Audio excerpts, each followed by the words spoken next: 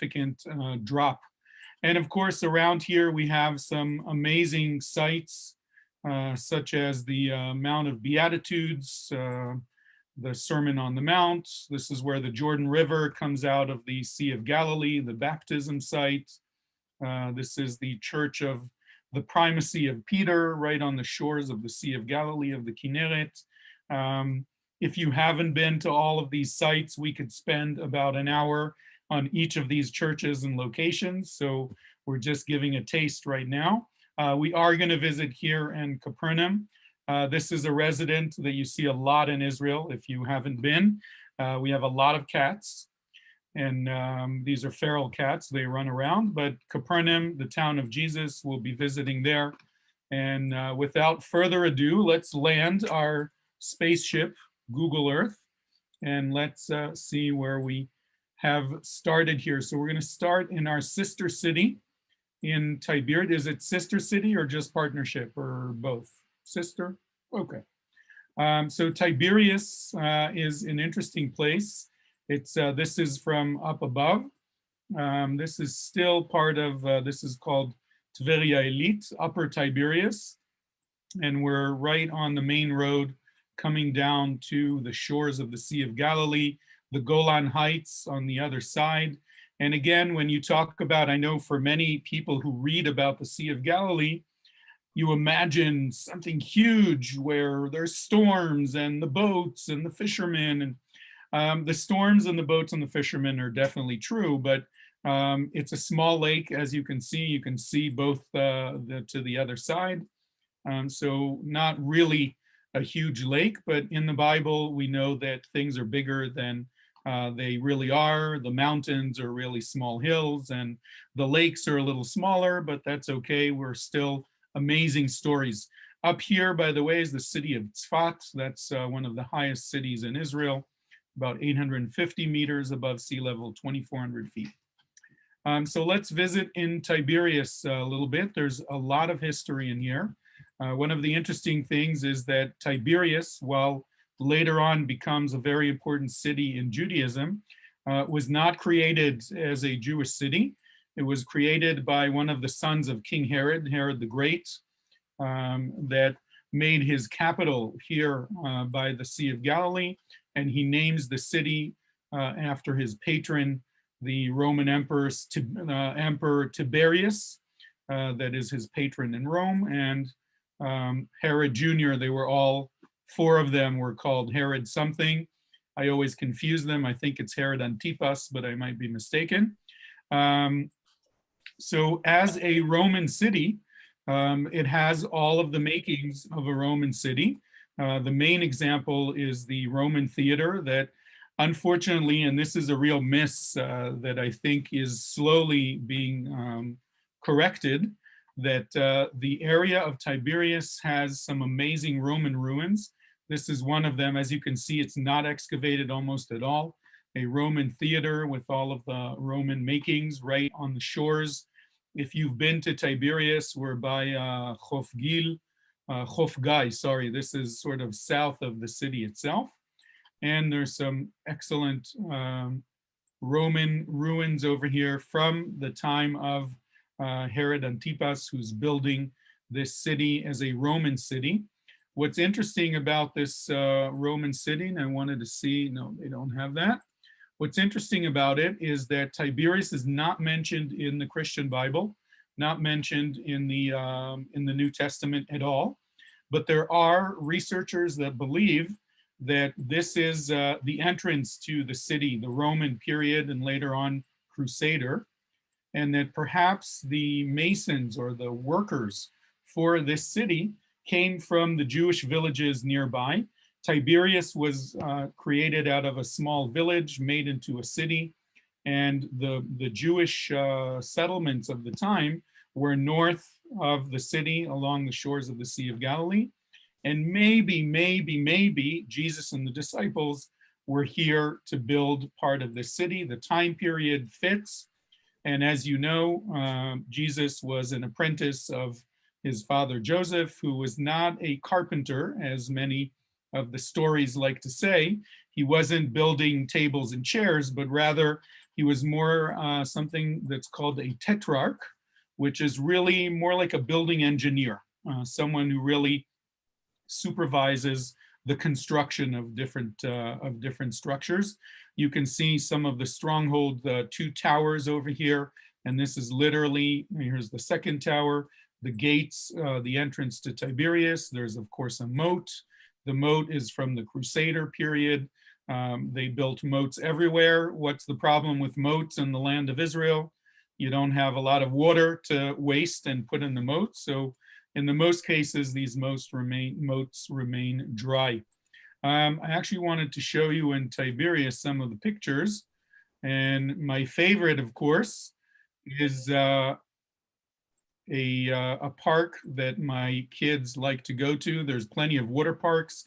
I don't know if you know this, but this is the only freshwater lake in Israel, which means that this is where Israelis come on vacation during the holiday of Sukkot, the festival of booths, and during Passover. And then again in the summer, these areas are absolutely swarming with Israelis coming to stay by the shore. And this is my kids' absolute favorite park. It's called Aqua Kef. It's these bouncy things. It's great because you wear them out during the day and then they're totally exhausted. We've spent some great days here. So for me, this is one of the best features of Tiberias. Okay, let's continue to a couple of historical sites in Tiberias. Besides the Roman city that was a bit south of the city, there's another element that's a little bit, maybe a mile, less than a mile south from here, which are hot springs. Oh, wait a minute. We're gonna, hope I'm not getting you too dizzy over here, but Google is helping us out. I didn't arrange this correctly. So this place is called Chamat Tveria, and the word Chamat comes from the word Cham, hot, and it's essentially hot springs. They still exist today. Wonderful sulfur, kind of stinky, but a great place to hang out, especially in the winter. And the Romans really liked these hot springs. So by the city of Tiberias, the beginning really of Tiberias was a spa or a place for people to go and dip in the hot springs. And what we're seeing here are archaeological remains of the Chamat Gader, of the spa essentially. There's some very sophisticated channels where the Romans understood where the springs were and how to channel them into pools, pretty elaborate stuff. And what we found here is an amazing mosaic of a 5th century, so late 400s, synagogue in Tiberias. And how do we know it's a synagogue? Because if you think about it, we have some problems here, right? There's animals. There's actually a person over here. Jews are not allowed to do those kind of things, right? One of the 10 commandments. But how do we know it is a Jewish synagogue? Because we have the menorahs. The Jewish symbol of the time of Jesus and until the Middle Ages, essentially, is not the Star of David, but rather the menorah, the 7-armed candelabra, and a symbol of the temple in the middle. And what this is a very interesting theory by researchers. We don't know for sure. There's about 5 or 6 of these similar mosaic floors around the Galilee. And the theory is that we're essentially using the pictures because most of the residents of the Galilee couldn't read their Bible, couldn't read the Torah. It's kind of amazing to think as an Israeli, what do you mean you couldn't read the Torah? It's in Hebrew. But when you think about people living in the United States, for example, most of the American Jews and North American Jews and Jews around the world, their Hebrew is not that great. They know the prayers, not always understanding what they're saying. And for many centuries, this was the case here too. So this is essentially a picture explanation of the essence of Judaism. God symbolized by the Greek god Helios, oive, in a synagogue, and we have a Greek god. But the idea is that God Almighty controls the zodiac, by the way, not a Jewish symbol either, controls the different seasons, and we're a agricultural society. We depend on rain in this region. So God Almighty controls everything here.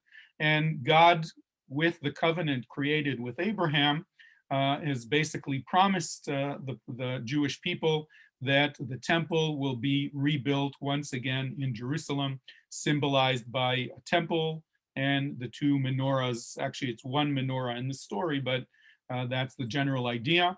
It's also directed, you can see this is a recreation of what might have been here. And the direction is towards Jerusalem, and that's Jews pray towards Jerusalem. So indications show that even though there are people and animals, this is in fact a synagogue. So next time you come to Tiberias, this is a great place to visit. But before we continue, let's go visit a very important site in Tiberias, very important for the Jewish people, and that is the tomb of the Rambam, or Maimonides in English. His name is Rabbi Moshe ben Maimon, Rabbi Moshe, son of Maimon. This is a new structure that was put up in the last few years. It's sort of a flame, an eternal flame of this rabbi. Maimonides lived in Spain most of his life. He was born in Cordoba in the 11th century during the golden age of Spain, and is considered one of the Justice League superheroes of the rabbis of Judaism.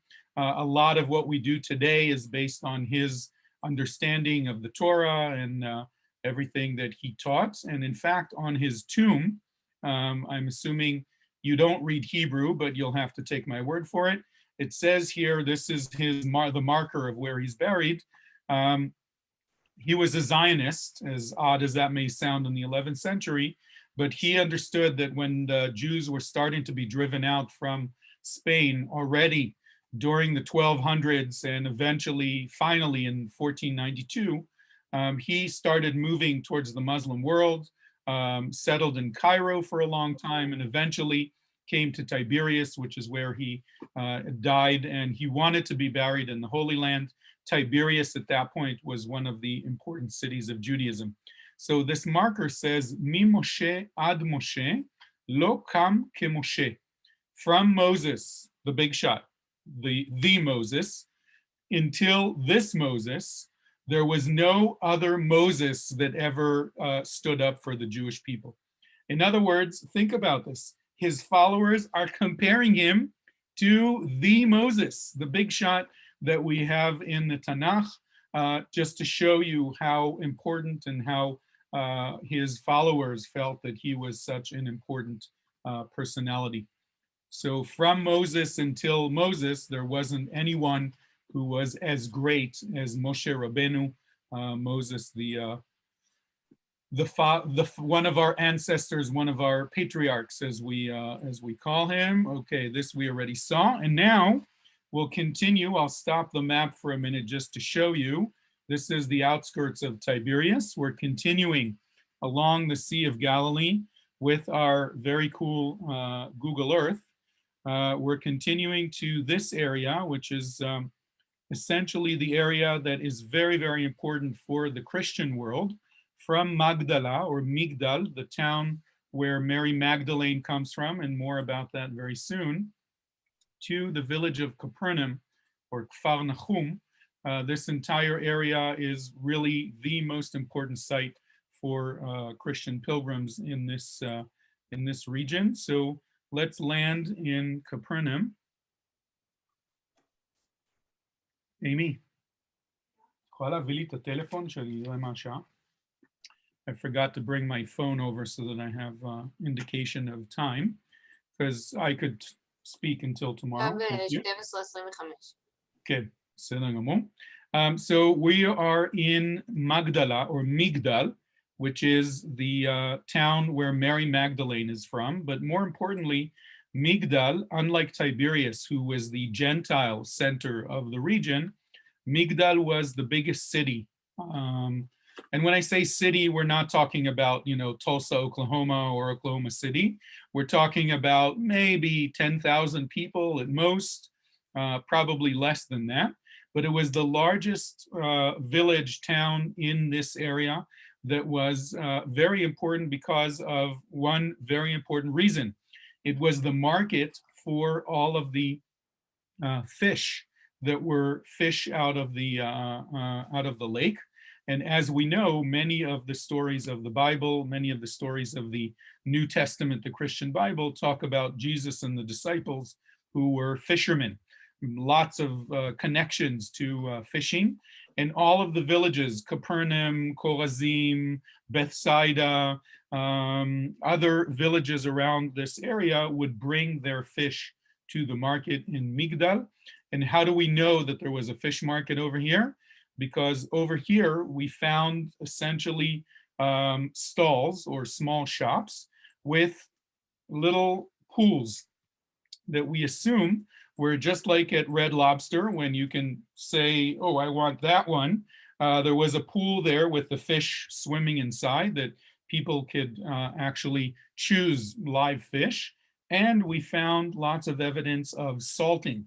Back then, there was no beef jerky, but there was fish jerky.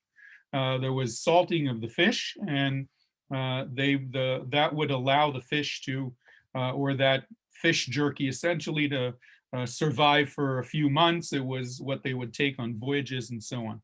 But the main event is this. This is an incredible, incredible find for both Jews and Christians. If you've been to Israel within the last 5 years, you probably did not come to this site. As much as this sounds like an oxymoron, it's a new archaeological site. This is a brand new hotel that is now completed. They just opened November of last year. That was built by the Catholic Church from Mexico, and they bought this piece of land. And when they were starting to dig the foundations of this building, they ran into this amazing synagogue from the 1st century. And when I say 1st century, it means 0 to 100 AD. And even though Migdal is not mentioned as a place where Jesus was teaching and visiting, there are some scholars that say, there's a sentence, I don't remember in which book, that says, Jesus walked around the Galilee and taught in all of the cities and villages in the synagogues. So if it says all, and Migdal was the largest town in the area, it's very likely that Jesus was in this synagogue, which makes it a very, very big deal for Christian pilgrims. You can see how fancy it is with some mosaic floors. There's even plaster here on the walls, what's called frescoes. It's essentially, you can see a little bit of it over here on this pillar as well, and over here on this one. It's essentially, everything that you see was plastered. It wasn't you couldn't see the building blocks. They would take some limestone, grind it up into a powder, add some water, and then it's kind of plaster of Paris that we have today. They would smear it on the walls, and then you had an artist that would come and paint the walls as the plaster was drying, and you would have it permanently on the walls. So this is a wealthy community that could afford to have a fancy synagogue. Now, the really amazing thing about this find is this stone, which is known today as the Magdala stone. And in order to see it better, I'm going to be jumping over to a different program where, oh, didn't plan this right. We'll come back to that. To Magdala, in order to show you, here we are in that similar picture. And what I've done here is I was able to bring in some close-ups. Here you can see the plaster on the wall. And again, the stones were not seen. You can see the different shades and different coloring. And what's really cool about this stone is the stuff that's on it. So if you're looking at the stone from the front, you can see the menorah, which of course is the Jewish symbol. And you can see the containers on the side, which usually symbolizes the Levites, who were essentially the altar boys. They were those who washed the hands of the priests at the temple. And when I say priests, of course, I'm talking about the priests at the temple, the Jewish priests at the temple, Mr. Cohen. And if you know anyone, Mr. Cohen, they're obviously descendants of those people. And this is one view of it. And the other view, this is a little bit farther away. We don't actually know what this is. I'll preface with that. The theory is, and the prevailing theory that I really like and makes sense to me, is that this was a stand. There were probably 4 legs of wood that were holding this thing up, or maybe it was the other way. The beams of wood, the legs of wood were up here, and this was the bottom of it. But really what we're seeing here in the front is a snapshot of what a pilgrim going on a pilgrimage to Jerusalem, getting ready to give their sacrifice to the priests. This is what they would see. They would see the Levites standing around. They're not allowed into that courtyard, so they would see the menorah from pretty far ahead. And you can see that the menorah is sitting on an altar. So when you think about it, this is only 2-dimensional. They weren't that sophisticated to get a real picture. So it's as if the menorah is farther in, but because it's a 2-dimensional picture, it looks like the menorah is standing on top of the altar. So the archaeologist that came up with this theory is basically saying, this is a podcast. This is a message from our sponsor. Everyone coming into the synagogue and sitting around in the square, talking and learning. Okay, remember that this is a seating in a shape of a square. Everyone would be looking at this and remembering that this is what the temple in Jerusalem looks like. This is a very important Jewish site as well, because it's a Jewish city. It's a synagogue from the 1st century that's very, very well preserved. And for many decades, up until about 30 years ago, there was a theory that synagogues only started after the destruction of the temple and essentially took the place of, we can no longer go to the temple in Jerusalem on the 3 pilgrimage holidays. And instead, we created the synagogue as a place of worship. That was a prevailing theory until about the 1970s, when we started finding, first at Masada, and then in other places around, mostly in the Galilee, finding synagogues that we now understand existed before the time of the destruction of the temple. So it's thought that it's used as a JCC, essentially, a place of activities, a place of learning, a place of gathering, not necessarily what synagogue symbolizes for us today.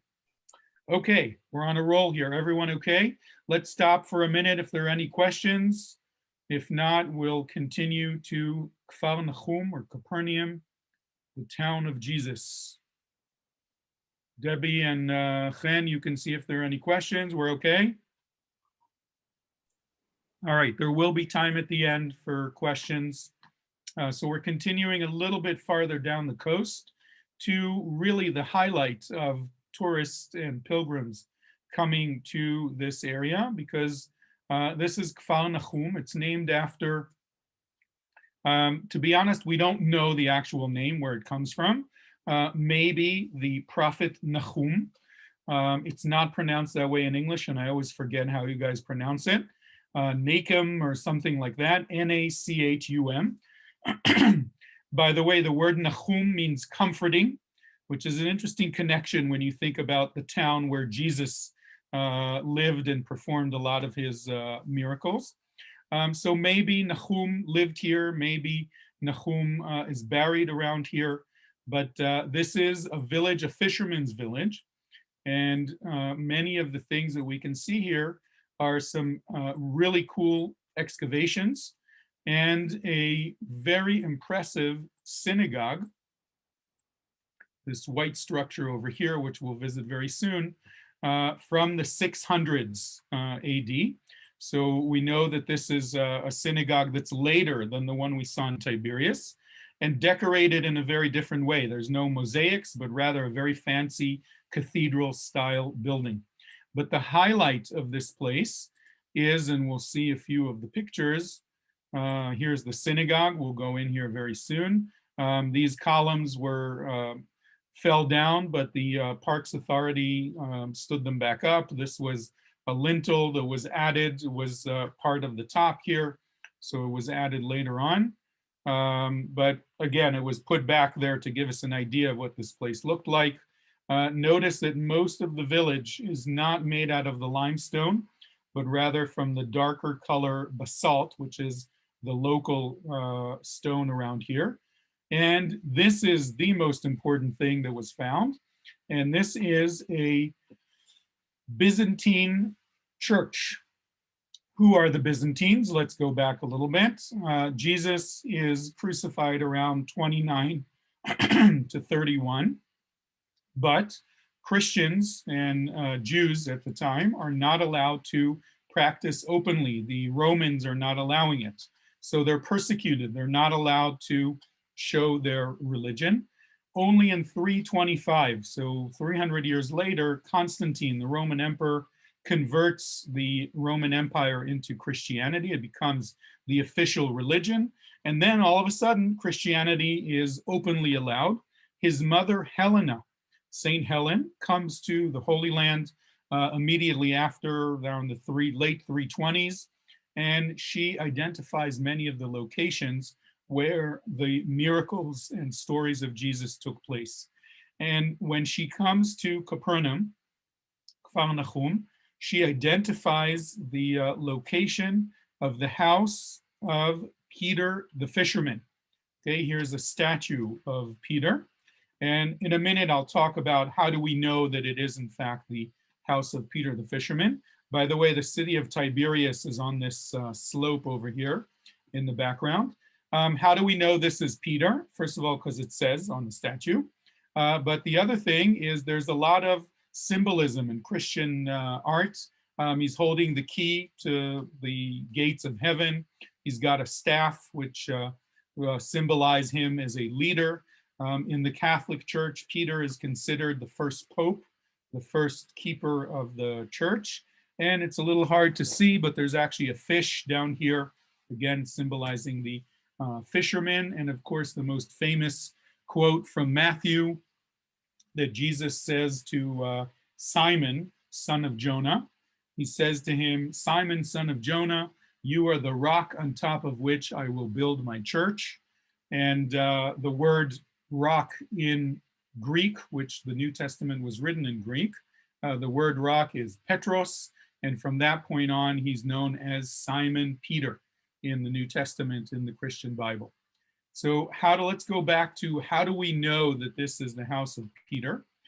So the answer is we don't know for sure, but there's a pretty good chance and some pretty good archaeological evidence that support it. What we're seeing here is very little left of the house of Peter the fisherman. He was a modest guy, not a very, not very rich. And back then, houses were not huge buildings. So the middle here is the house of Peter. And how do we know this? Because we found a regular style house with a very well-used floor, much better or much more usage than the houses around, which means that this was a house that was visited a lot. We know that during the 300 years from the crucifixion of Jesus until Christianity was allowed, Christians were getting together, gathering for communion on Sunday in places that they called a house church or domus ecclesia. In other words, it was someone's house that secretly they would gather and have prayer and communion. And the assumption is that the house of Peter the fisherman would have been a very important place to do this. We also found graffiti on the walls of the fish symbol and a stick figure with its head detached to it. Who is that? Very famous in the story, John the Baptist. And we've seen these graffiti. When I say graffiti, it's etchings on the walls. Again, they couldn't have statues or fancy things because technically they're not allowed to practice their religion. So when Helena comes, she identifies the location. Someone showed her where it is. And this is 325 AD. So she builds an octagonal church, which is the walls that we see here, on top of the house of Peter the fisherman, which, as I said, it's very likely that this is in fact the spot, or at least Helena knew something we don't know 1700 years ago about this location. This very fancy modern church is built right on top of the octagonal structure that we just saw. And it's very cool. I call it the flying saucer because it's literally hovering above the archaeology, which is a great way for visitors to see the archaeology while the church is built right on top. It's a Catholic Franciscan church. And I want to point out the distance between the church and the synagogue. When the synagogue was built in the 600s, there was already a Christian Byzantine built by Helena church standing here.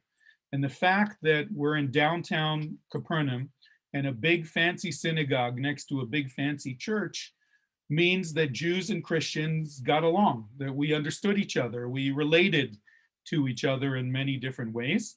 So I think that's a very important point to understand today about this newly found understanding and openness between Christians and Jews. And I think that's a very important point to make here. I want to take us back to our different system here and bring you back to Capernaum, because I want to show you something very cool here. So first of all, here we are in the synagogue. And how do we know it's a synagogue? There's two things. One, we found over here in Greek, the donors board.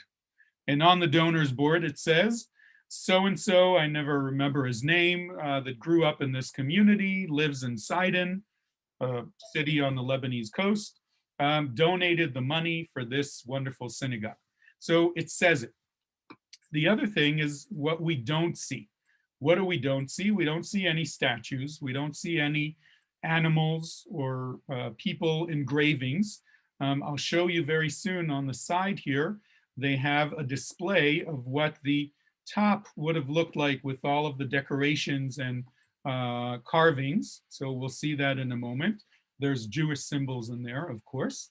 Just one more point that I want to show you is you see how these corner columns look like they're a little bit bigger. They're like 3 columns fused together.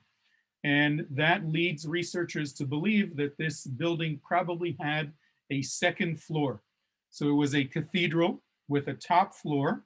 You can see the bleachers or benches over here. Maybe the top floor was the women's section, maybe it was part of the buildings, but it's a large structure. There's an addition over here. And remember, this is probably a JCC. There's holiday celebrations. This is where they would gather together. This is where they would watch the next installment of Star Wars when it came out, and community life would take place here. Now, what is it that they found here that makes us believe that this is in fact a synagogue? There are several things that are on display over here where this group is standing, and you can see some of the columns and some of the top of the walls where you can see lots of decorations. For example, this interesting thing, this is a symbol of the temple. There's, I think, a bigger picture of it. We know that in different places around the country, this symbolizes the temple, the pillars, and the doors. But what's puzzling to many of the researchers is that it's on wheels. It's almost like it's a structure of the temple that's on wheels. I'll get back to that very soon and tell you what I think that is. We also see all kinds of Jewish symbols. We have pomegranates, there's the Rosetta, there's different palm branches, there's other different elements over here, grapes, and of course lots of decorations. So I know the 5-pointed star today has all kinds of other meanings, but it's simply a geometric shape. And by the way, there are stars of David here as well, also as a geometric shape. And there's also a menorah that was found on one of these columns, again, showing that this is, in fact, an important symbol in Judaism.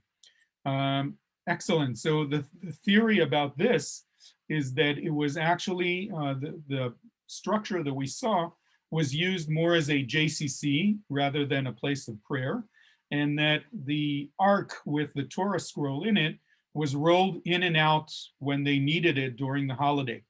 Now, this is an interesting theory. It's just a theory. To me, it makes a lot of sense. I grew up on a kibbutz, which is a farming community. We had a members club that was used by the members of the kibbutz after dinner. They would go over. It was the only color TV in the kibbutz. That's how old I am. But we, on holidays, would use that same space for a synagogue. And we had a little closet in the side of that room that when we needed the Torah scroll, it was on wheels, just like this, and it was wheeled out to the center of the room. And we would set up the chairs like a sort of a style that everyone was facing towards the ark and the reader from the Torah, and that was our synagogue. So this, to me, this theory makes a lot of sense. Okay, let's go back to our places here, and from here we'll continue to Nazareth. We doing okay? Yeah, we can do Nazareth in about 7 minutes, and then we'll have time for questions. So the first place we landed in Nazareth is Mount Precipice. Mount Precipice, this is Nazareth down below here. Today, a very big city, but at the time, this top of this hill, perhaps one of the cliffs right above Nazareth, you have an amazing view from here. You have the mountains of the Shomron, Samaria. Over here in the background here is Mount Gilboa, where Saul and his 3 sons were killed in battle with the Philistines. Down here is the village of Ein Dor, where Saul sneaks at night to talk to the soothsayer, to bring back Samuel, to tell him what's going to happen. We have the hill of Moreh over here with the town called Nin, to this day, by the way, still called Nin, where Jesus meets with a widow. Later, before that, Elisha cures the son of the widow. These are stories from the Christian Bible and the New Testament. And this is Mount Tabor, Mount Tavor, where in Christianity it's the site of the Transfiguration. And in Judaism, at the foothills of Mount Tavor, is where Deborah, Dvorah, the prophetess, the judge, was sitting in judgment. And the whole story of Barak and Jael, and the fight against Sisera happened down here in the valley. I mean, this is an incredible place. By the way, this big village down here is called Daburia, even today, preserving the name right below the hill. So when you think about this site and you think Jesus and his friends growing up in the town of Nazareth, or the village down below, this could have been a place where they would come up and watch some TV. They would sit here, and of course they all knew their Bible and their stories, and they would say, hey, look over there. That's where Saul and his 3 sons and the story took place. And over there in the distance is Mount Carmel, where Elijah had the test against the Baal prophets. And so it could have been a very interesting place where possibly Jesus would come to during his childhood. This is a very important spot. Many groups come up here to take a look and see what you can, the view that you can see from here. This is also believed to be the site where the story of Jesus in the synagogue in Nazareth, where he stands up and reads from the book of Isaiah, essentially saying, I am the prophet that the book of Isaiah is talking about. Isaiah 53, but I might be wrong. And the people are so pissed off at him. Who is this little pisher that we remember him as little Jesus running around in the village? And they take him up to the top of the hill to get rid of him and throw him into the abyss. And as the story goes, he all of a sudden there's a cloud that comes down, and there's a lot of mist and fog around. and he walks among them and disappears. Again, maybe this was the spot. We don't have an actual location for it. From here, let's land in the Church of the Nativity, inside, or the Basilica of the Nativity. The Basilica of the Annunciation. Nativity is in Bethlehem. This is a modern structure. We'll see some pictures in a moment. Built in the 1960s by the Israeli National Building Company, Solel Boneh. Kind of an interesting twist there. And what's really cool about it is that there are murals on the walls that each country of the world that is connected to Christianity and to the stories of Christianity donated some money and gave money for these murals, sent these murals in. The American is over here. I was going to get a picture of it and I forgot. But this is the American. This is Mary, the mother.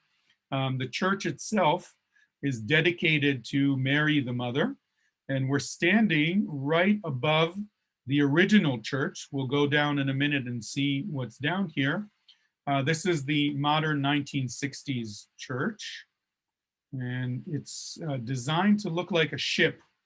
Why ship? Mary, the mother, was the vessel carrying Jesus into the world. She's, in many ways, she's the guiding light and the guiding principle in his life and in other events in the Christian story. And you'll see a lot of the letter M's, geometric shapes of the letter M in all of these different areas. This is the cave that is down below where we're standing, that is believed to be by mostly the Catholic and Orthodox world, that this is the cave where Mary, the mother, was receiving the message from Gabriel, the angel, that tells her that she is pregnant, carrying the Son of God, which is why it's called the Church of the Annunciation. So we were up here, and what we see here is the church, the remains of the church down below. These columns and some of the mosaic floors are from the original church built by Helena, 325 AD. Let's go to our next and last stop here to actually walk in to that area. So we're down below. Okay, we were up here before in this area up here. And what we can see down here are these columns, and part of the mosaic floor down here is part of the church built by Helena. Let's continue farther down, and here we are right in front of the cave that, again, is believed to be where this event took place. Many people walk down here, stop and take pictures or say a prayer. And what's really amazing is these mosaic floors down here. These are from the Byzantine church. So these are about 1600-year-old mosaics. And there are many groups that book some time to have a mass down here. And it's one of the most interesting and meaningful things for groups that come to this area. So here's those mosaics once again. And what we can see here is actually one of the apse of the church built by Helena. And above it, we can actually see some of this wall here and the columns. This is already Crusader. And I didn't really get into that because around 650, Islam takes over the area. Islam and Christianity got along fairly well. But in the year 1000 or so, there's a king in Egypt that decides to destroy all of the churches in the land. This is 1001. Word travels to Europe, and then in 1099, the Crusaders come in and take over the land and rebuild many of the churches. So you can see here, this wall, which was incorporated into the modern structure, is from only 900 years ago, from the Crusaders. And down here, the apse and the mosaic is from about 1600 years ago, from Helena, the mother of Constantine. And here's more of the mosaic floors that were embedded into this floor. Whew. Okay, that was a whirlwind around the Sea of Galilee area. I hope you guys are still okay and breathing out there. So I'm here for any questions or aha moments, remarks. Bevakasha.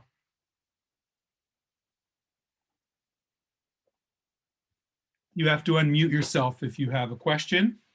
I see there are some things in the chat. I have a question. Yes, sir. The visual that you're using, you introduced it by saying it was a Google aerial. Yes. Is this something that we can access, or is it proprietary to you? So the answer is a bit complicated, like everything. It's called Google Earth. It's if you have a Google email, you could actually, it's in one of those many other apps that Google provides. So you can actually see everything that I showed you. It's available. The places where I clicked on the square in the corner that has pictures that Google provides. But organizing in a tour like this is something that I created, and that's something that is in my Google Drive. In other words, I'd have to provide you access and share it if you want to use it and see it again. But the pictures, the satellite is all provided by Google. The other app that I used is called Tour Creator. It's also Google Street View. It's similar. That Google decided that it was created for classrooms, and they've decided that it's not as cool as Google Earth anymore, and it's being phased out in about 6 or 7 months, according to what they say. It was very, very effective. Thank you. Thank you. Thank you. I'm glad you enjoyed it. I agree. I think it's a very cool way to be there without getting on a plane and actually being here. So thank you. Okay. I've been to Israel once. Very good. Good. I'm glad you you enjoyed it. Anyone else? Any other questions? Yeah, I have a question, Gotti. Mark Lobo, yes. I was involved in Israel programming with the Federation, still am, but been involved with that for about 20 years. Shalom. Last time I was in Tiberias, well, probably more recently than that, but in 2013, we had a tour and we visited the Tulsa Auditorium that was established in, and I forget the neighborhood, but it was due to the project renewal that Israel was conducting in those 80s period.